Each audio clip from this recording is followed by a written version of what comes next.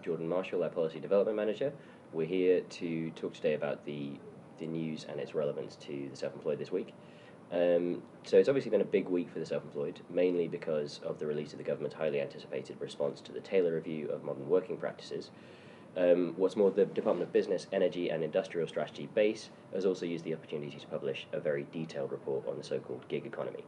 So, Jordan, what are the biggest implications of the government response to the self-employed? Well, the biggest issue, the biggest implication is probably this consultation that they've launched on employment status. So it's not necessarily that there's going to be immediate ramifications, but the government is holding a wide-ranging consultation on reforming employment status. So this could have lots of impact. In other areas as well, like IR35, they're talking about aligning tax and employment status. It's a really complex area, and we're still kind of digesting what the consultation means in order to know exactly what our approach is going to be to it. And in terms of their overall response, which is quite a lengthy document, I mean, is there anything you think the government got wrong or missed in its response? We're a bit disappointed that they didn't take up one of our key suggestions, which was to define self-employment in law. Okay. Because we've argued there's a lot of uncertainty in this area, because while you've got employee defined in law and worker defined in law, self-employment isn't. And therefore there's a sense that there are some unscrupulous employers who might try and push people into self-employment against their will. So we've argued that defining self-employment might help to tackle some of that.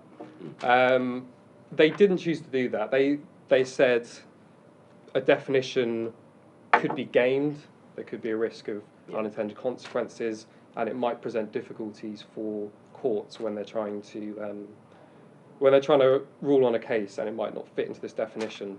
I mean, we still think there's a pretty good case for it, and we will be arguing for that in our response to this consultation.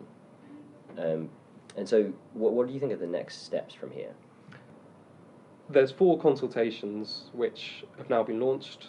The one on employment status that I mentioned, and there are 3 others covering various issues like agency workers and enforcement. So these are going to run until the early summer, and we're going to be talking to civil servants, trying to get the views of our members across, and we'll obviously be responding formally to the consultations. And then government will go away, mull over all the responses, and possibly come out with legislation then, or they might further consult. So it's going to be a bit of a drawn-out process. And obviously the other main event for the self-employed this week was the government using the Taylor Review response as the opportunity to launch their report on the gig economy by the Department of Business, Energy and Industrial Strategy. One of the report's main findings was that 2.8 million people have been involved in the gig economy over the last 12 months. And that's a much higher figure than earlier estimates. And why do you think that is?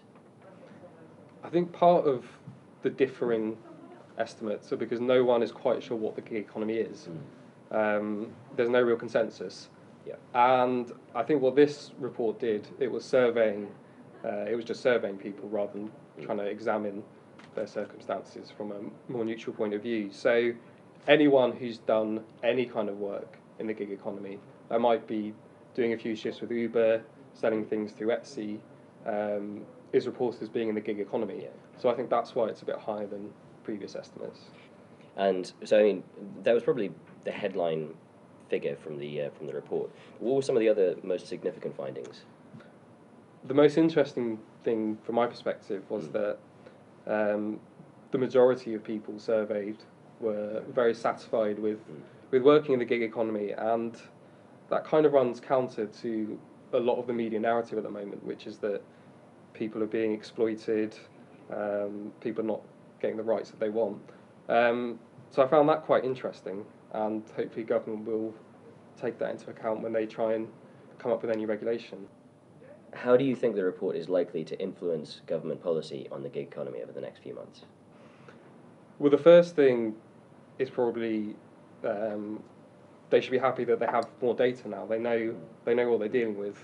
They know the age of people in the sector, how many hours they're working, how happy they are, what they value about it, what they struggle with. So that would be very helpful for policymakers. But I think this also shows that they should be quite careful about introducing regulation that might inhibit the flexibility of it, because it seems like most people are quite happy, and most people quite value the flexibility it allows them. Jordan, thank you very much. I think we'll leave it there, and we'll be back next week with another roundup of the weekend news for the self-employed.